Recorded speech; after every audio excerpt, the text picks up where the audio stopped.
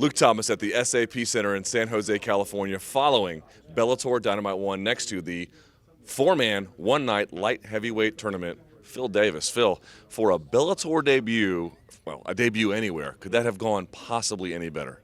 I can't imagine it going any better. It was just a great night. You win one fight, it's a great night. You win two fights, it's a really great night. Let's be honest, and this is a moment of honesty I need from you.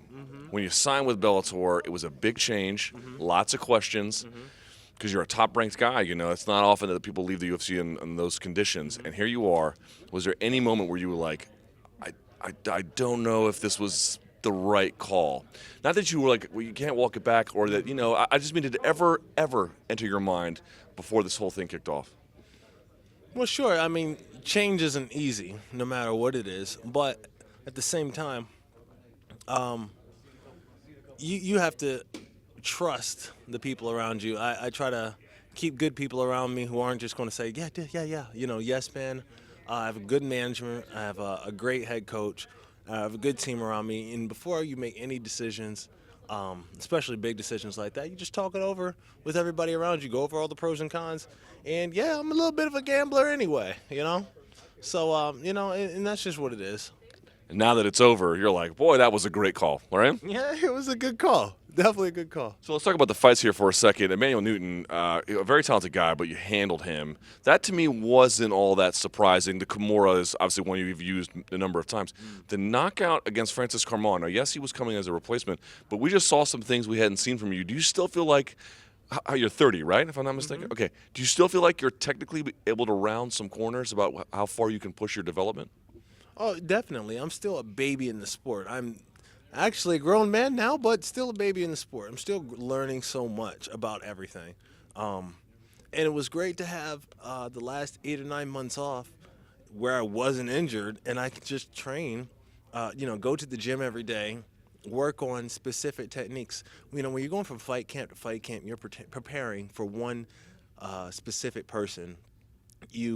I'm not going to work on my spinning back kick because that's Newton's thing. He's not the guy you're going to do it to. You know what I mean? So when you're just in the gym for a long period of time, you just work on all the parts of your game you want to work on, and that's just kind of what happened. Now that you move forward, you now have to face Liam McGeary, who was eating some sliders here just a second ago.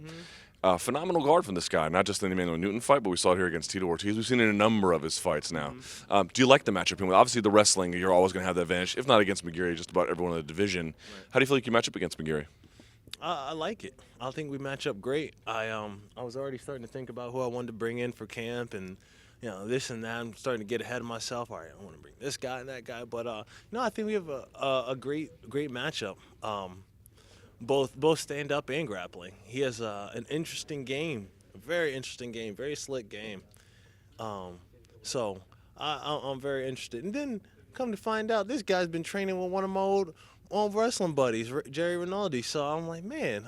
Is that the guy with the beard? Exactly. Yeah. Exactly. Me and Jerry were rivals back in college, and now he's a black belt. And he's training with Liam, so I'm like, oh, you guys are going to gang up against me, huh? Remember the creanche we talked about pre-fight? Exactly. All right, but let's talk about King Mo, because you may end up facing him down the road. You guys are here together. Just for my own S's and giggles, what was the game plan against him? Now that so you won, he won, or he won, you won. What was the game plan? Honestly, the game plan was just to wear him out as much as possible in the first period. He had the longer fight. He exerted himself a lot more. I was the fresher guy. So the game plan was just to wear him out as much as possible in that first period, put him, grind him some. So the plan was to wrestle him, not to strike with him? Just kind of do what you do. It's not like a don't strike with him, just wrestle with him. It's, take more pressures, I guess is really what it comes down to. More pressure early on so that if I pressure him and he's pressuring me, that means we're going to either one of us is going to get hit or we're going to end up into a body lock. I'm going to throw right hand, he's going to throw a right hand, and we're going to end up in a body lock. You made the walk down the ramp. You did all the PR ahead of time. Here you are, almost done. You did the press conference, chewing gum, looking like you're ready to go to the club or whatever it is you're going to do.